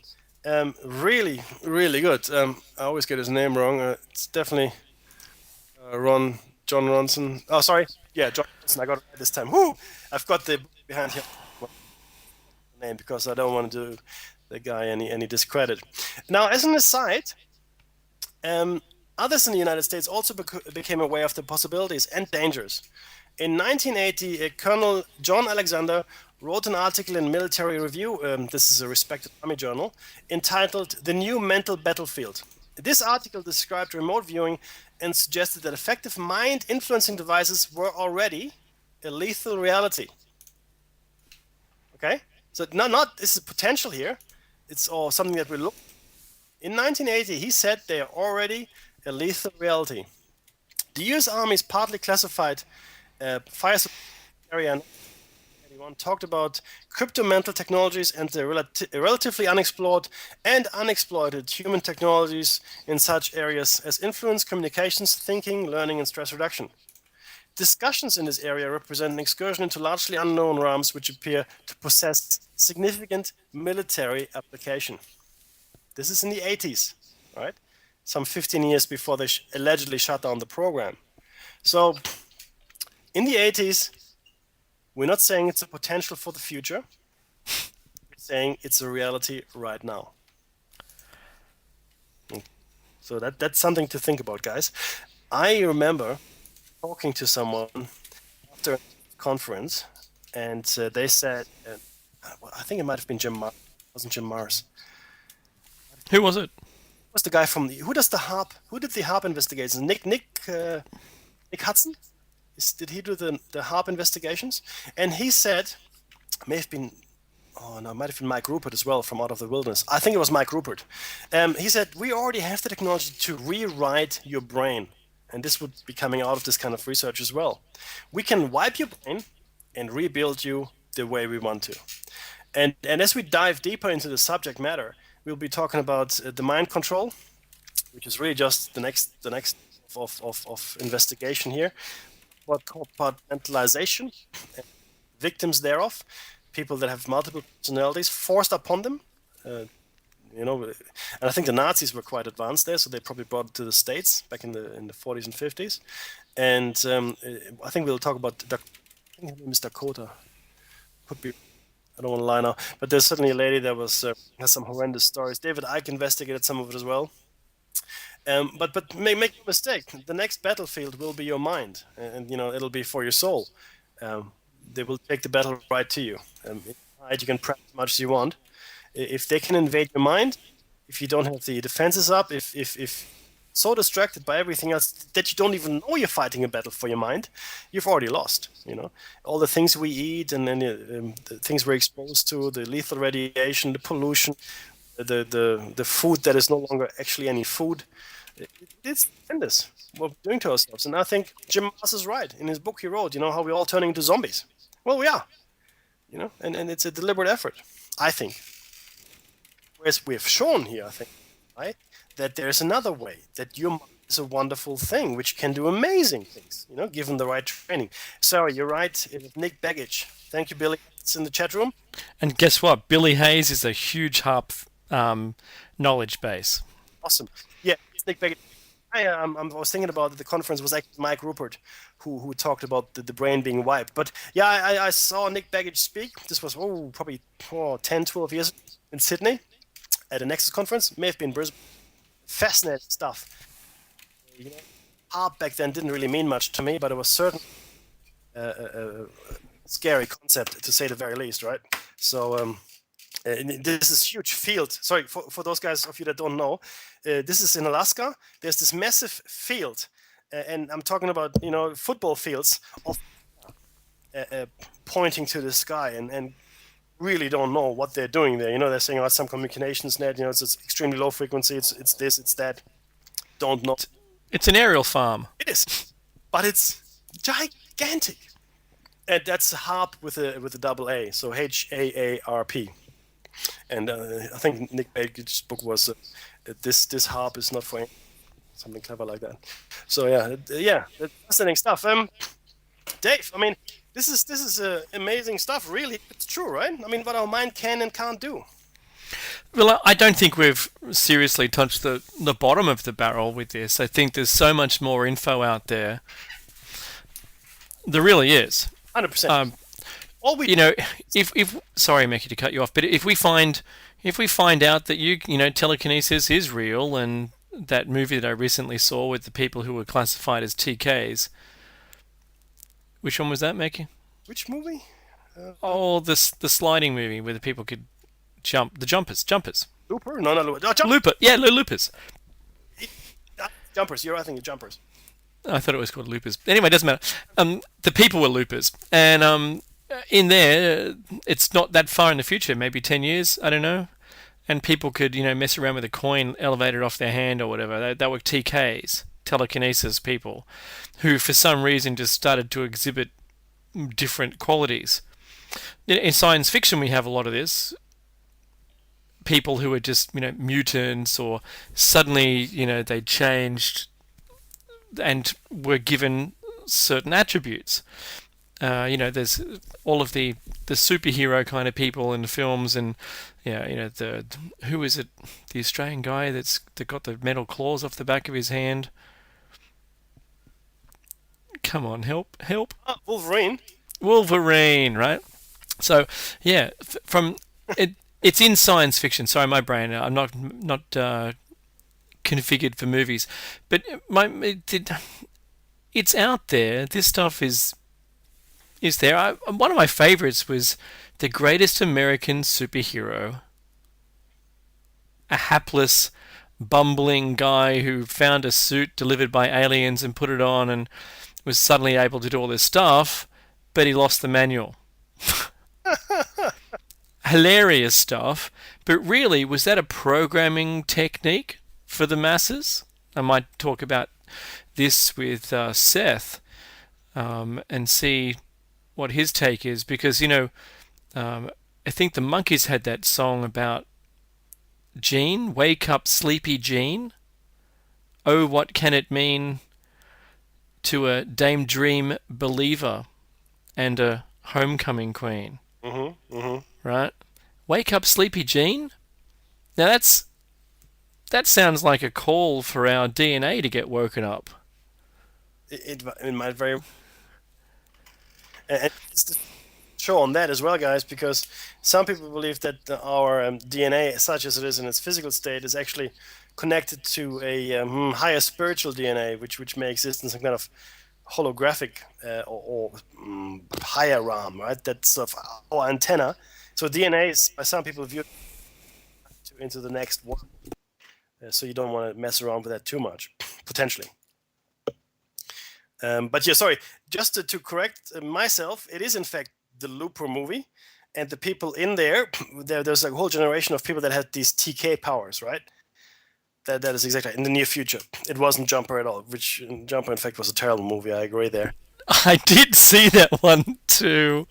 I like the concept, but having like a hollow whip with that he could. Yeah. Nah, that was just wrong. I don't know.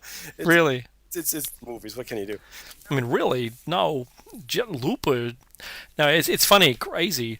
The I think it's there. Since the '60s, we've certainly been, I think, more turned on. I think we're open a little bit more to this. We'd been closed for so long. It's a big change in our society to accept this, and especially, legally, to, even though the FBI shut something down, the planes have liked, it's cheer up, not wake up. Yeah, that'll do. Thanks there, Forsaken. Yeah, I did, Dread Shoes. So, I don't know. I really don't know what kind of programming we have. I don't know where we're going. I wish I knew. Who'd love to see that roadmap? But if Meckie's right and his projections are clear, that this global consciousness, the quantum consciousness, whatever we're going to call it officially, whatever that turns out to be, and if these people aren't trying to stop us from all doing it and distract us with whatever, I think that it'd be a great place. I think if we're all able to not act as Star Trek drones from the Borg, but if we've got our own thoughts and we can connect as we need to, that'd be awesome. If we could lift giant rocks. I'm going to abandon cementing stuff from now on. I'm just going to cut big rocks and put them where I want to put them if I could lift them up. Mm-hmm. So maybe we'll go back to a time where we had monoliths, and I don't know what it is. If maybe once we hit the global consciousness, we'll be accepted into the Galactic Federation as an exopolitics topic. Maybe.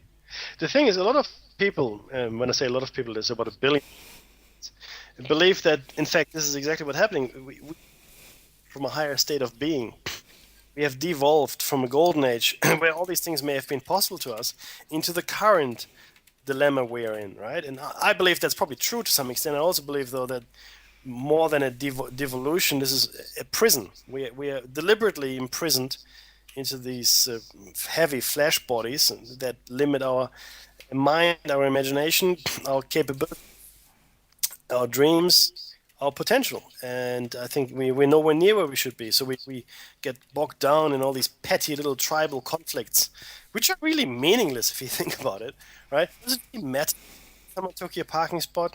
Really? No. No? I'm going to answer them. Man.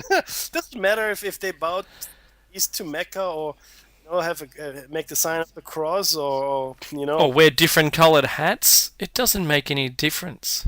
I mean, you've got a big nose, you got a small nose. Someone has got big ears, and another one has got no shoulders. Just have to work out more. I don't know. Whatever. I've seen that guy. Yeah, me too. It really doesn't matter, and I say it again, and I will say it every show, that really all you need is love. And I know you can laugh and snicker and whatever, and I feel a bit uncomfortable saying it. This is my programming coming through, I guess.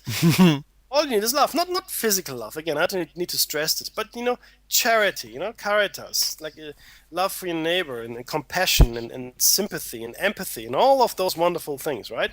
When you see someone fall down in the street, the impulse to pick him up and not kick him in the teeth is what we're looking for here, right? Or steal their wallet. Yeah, or steal their wallet. Let's all be good Samaritans, right?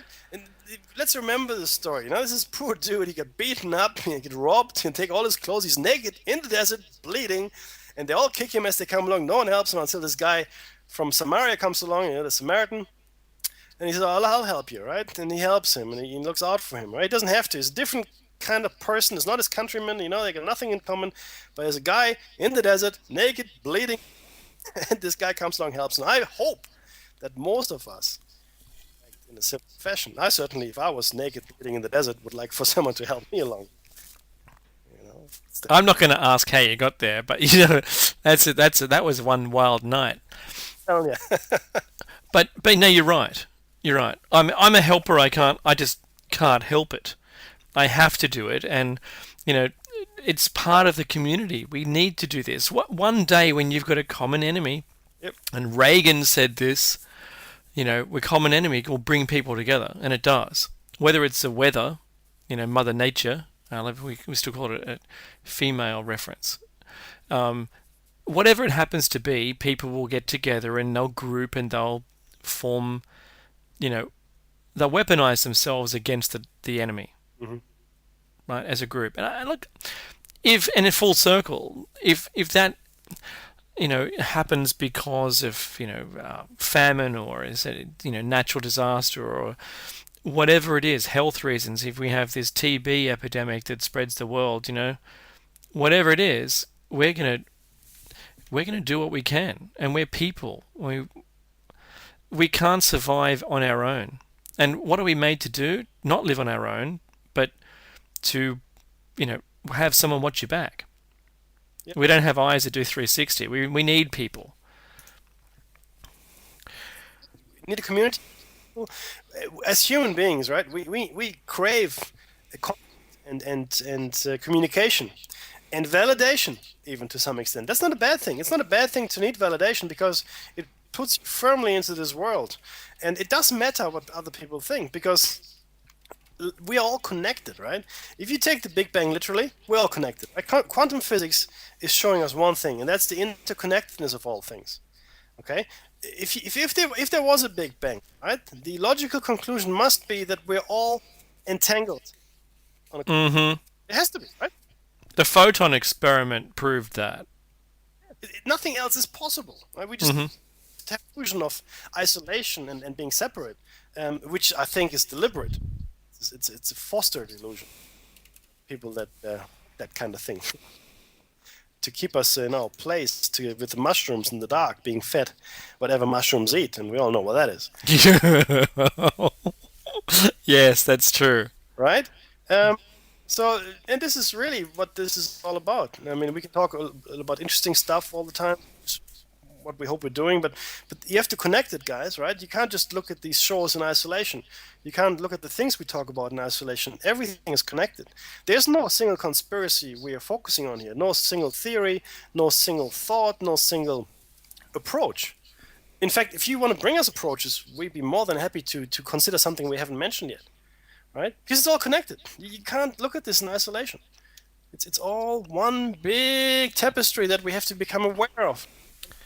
You know, if there's anything that we've discovered during, this is the 34th show, is that everything is connected. And we used to do what you do. We used to look at things separately, and we didn't have any clue that they were woven together or connected by anything. The first 10 shows proved that monatomic elements have shaped our society, and they have a connection to everything. So Dave came from the angle of the visitors. Like he's got a very the whole visitor and UFO back. Myself, I when I was maybe 8 or 9 years old, I became interested in the Bermuda Triangle and Atlantis, and Charles Berlitz's books. That's how I ended up here, right? So you have different entry points that flame your passion. But as you go into this more and more deeply, right, Dave, you realize exactly what Dave just said. You can't separate these things. You find out they're all, I think it was Tim diagrams. I forget the term. All the circles overlap over each other, and there's things in the middle that connect everything. And we're finding more and more that that's the case. So, astonishing. Bring on the global consciousness. I want to know more. Oh, absolutely. And that brings us close to if early mark on the music again. If not, I'm very happy to talk to you guys about the arc of the shows that are coming up for you. All right, so Dave and I would love for anybody that has meditation experience or is a master meditator to come on and talk about it. Dave, we're still hosting the Experiencer Roundtable, right? Yeah, absolutely. So I'm working on that at the moment, and I'm trying to get buy-in from celebrities, from a couple of celebrities, which you may have mixed opinions about, but you know what? They share exactly the same thing. I've got Jason Martell and Philip Copens. Awesome. Both. That's awesome. They're awesome, and I really want to hear them and give them their stand on what they believe. And I've got a MUFON director coming on the show to talk about what has also been, and get this, an alarming drop in abductions recently. Really? Yeah, absolutely, completely. And all it is been people recently 50 plus all becoming awakened and beginning to understand what it was that they were shown, and numbers and codes to things that don't become evident to them until they start to talk about them. Wow, really? Yeah, absolutely. The abductions are dropped right off, and this is what I'm saying links to HARP and the possibility that it is in fact a device just to purely break their cloak. Wow. So now they're not turning up as much. Who knows? I don't know. Wow. That's incredible. I had no idea that was... Oh, my brother just said it's called a Venn diagram. That's right, a Venn diagram. Thank you. Yeah, so when all the circles intersect, there's something in the center, and maybe we're not at the center yet, but we're finding all these things are connected. But I have a suspicion that we will find if there is a graphical representation for this, it will be some kind of a toroidal shape. Ooh, I like that. Because if you look at it, like the I don't know the Nautilus shell, right? You've got these circles within circles that are getting progressively bigger as you cycle through the Fibonacci sequence, right? Mm-hmm. But they're all still connected to the very first one. So the very first one is embedded within the very last one. So and I think the nature of this particular universe is toroidal. Everything is spin. There's nothing in this universe that doesn't. It doesn't spin. Nothing. Fundamentally, you can count to the tiniest whatever we've found. I think it's a string. No, we haven't actually seen that. Quarks, the 6 versions of quark, up, down, left, right, down, right? They have spin as well, as far as I know. So, in effect, it defines them as well. And the particles, and when we talk about changing a property of a particle that's quantum entangled, we're talking about changing the spin on that particle. So that's what's automatically changed to the entangled particle elsewhere in the universe. Interesting stuff. It sure is. You know what? So we've got 3 guests lined up to bring us through to the 21st of December this year, and it's all coincidence just because of Christmas and the New Year. But we're going to be seeing you next week. Yes. Well, hearing us, we're not so much going to see you. We'd like to. Well, you can look at the slide deck if you like. And Mickey and I still haven't done a video. We really need to do that video. My bad. And no, what's Oh, you're not bad at all, man. Recording, but yeah, I'm evil. Evil? Not even a little bit evil. I'm very evil. No, don't. Not true. Not true. We're not evil. It's not true at all. So, so we're going to see you guys next week on. Sorry. Well, yeah, we do see them. We see names in the chat room. This is awesome. Don't forget, if you're listening to this. Look, we need to say this is a listener-funded station, and if you feel as though you're being entertained, you like what you hear, jump on, be a part of it. Call in. There's music, Mickey. It's the end of another Shiny Side Out, and we'll see you next week. Bye all.